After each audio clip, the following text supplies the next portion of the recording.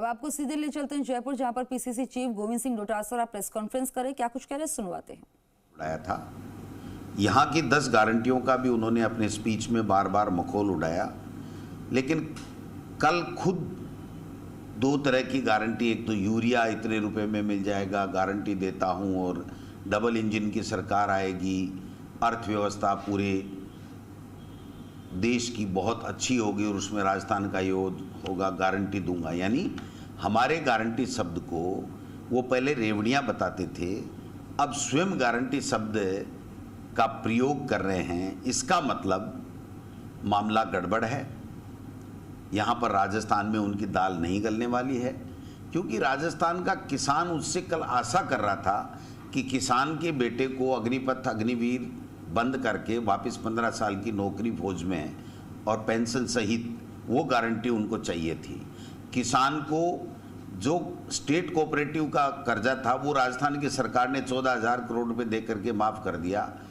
State के किसानों को ये गारंटी चाहिए थी कि नेशनलाइज बैंकों का वन टाइम सेटलमेंट राजस्थान के मुख्यमंत्री कह रहे हैं, उसके तहत उनके हिस्से का पैसा यहाँ से हो और बाकी का रिजर्व बैंक से या भारत सरकार उनसे माफ़ कराए।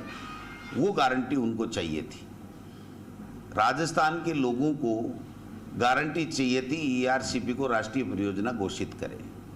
राजस्थान के लोगों को जातिगत जनगणना की घोषणा की गारंटी चाहिए थी कि जो 11 से 15 के बीच में जो जातिगत जनगणना हुई है उसके आंकड़े सार्वजनिक करें, और 2021 में होने वाली जनगणना 2023 में भी चालू नहीं हुई, तो मैं समझता हूं कि उस बात की गारंटी चाहिए थी। जो केंद्र का विषय है और केंद्र की सरकार को महंगाई कम करनी है, उसकी महंगाई कम करने की गारंटी चाहिए थी।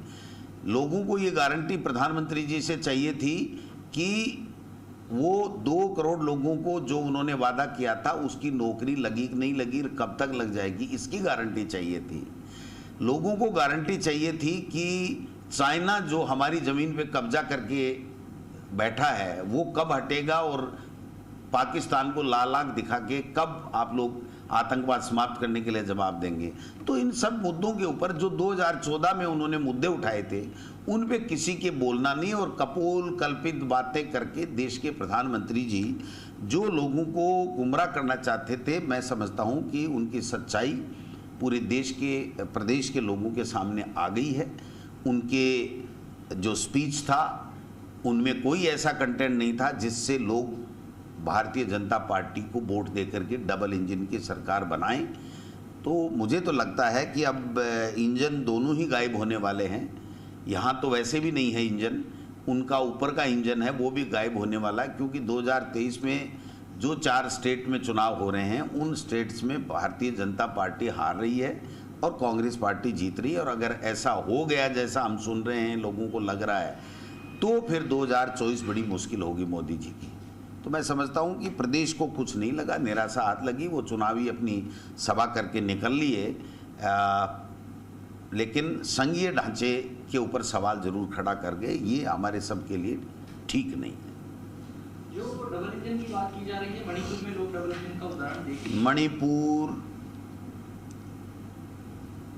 में जो हिंसा हो रही है, जो महिलाओं के साथ अत्याचार हो रहे हैं, दुष्कर्म हो रहे हैं, सरेआम गोली मारी जा रही है, आदिवासी माइनॉरिटी के साथ में जो जुल्म हो रहे हैं, मातृशक्ति को जिस प्रकार से शर्मसार किया जा रहा है, पूरे देश को मातृशक्ति के साथ में जिस प्रकार का दुर्व्यवहार करके, मैं समझता हूं कि जब भाजपा की वहां पर सरकार है और केंद्र में मोदी जी की सरकार है, तो उनको निश्चित रूप से कोई ऐसा एक्शन उठानी चाहिए जिससे देश के लोगों को लगे कि मोदी जी की डबल इंजन की सरकार महिलाओं की इज्जत बचा रही है, वहाँ पर जो जुल्म हो रहे हैं उनको रोक रही है। ऐसा कुछ भी उनके एक्शन से आज की तारीख तक नहीं लगा। ये देश और दुनिया में एक आक्रोश का कारण बना हुआ है कि यही है क्या डबल इंजन की सरकार, जो महिलाओं के ऊपर, आदिवासियों पर, माइनॉरिटी पर और लोगों पे जुल्म और अत्याचार करे और उसके ऊपर एक शब्द नहीं बोले, कोई कार्रवाई नहीं करे। राहुल जी आ रहे हैं तो क्या कार्यक्रम की रूपरेखा? देखिए, हमने निवेदन किया है, जब भी हम तैयारी कर रहे हैं, जब भी उनका फाइनल कार्यक्रम आ जाएगा तो हम लोग कहेंगे, क्योंकि विश्व आदिवासी दिवस है और आदिवासियों ने सैकड़ों सैकड़ों वहाँ पर आदिवासी जो देश की स्वतंत्रता संग्राम में शहीद हुए हैं, तो ये मानगढ़ जो धाम है वो हमारे सब के लिए एक ऐतिहासिक है। जब पहले देश के प्रधानमंत्री जी आए थे तो राष्ट्रीय स्मारक घोषित करने की पूरी चर्चाएं थी, लेकिन वो नहीं करके गए। तो अब चूँकि 9 अगस्त का दिन है, अगर राहुल गांधी जी और खड़गे साहब जो भी आएंगे हमारे राष्ट्रीय नेता, तो मैं समझता हूं कि हम सरकार से भी ये कहेंगे कि उस दिन आदिवासियों की जो डिमांड है उसके ऊपर जो भी हो सके सरकार की तरफ से वो हमको करना चाहिए।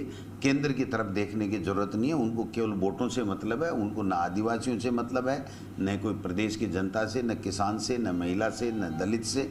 उनको केवल अपने वोटों की रोटियां सेकने के लिए जो कुछ बोलना है वो बोलेंगे, मन की बात करेंगे।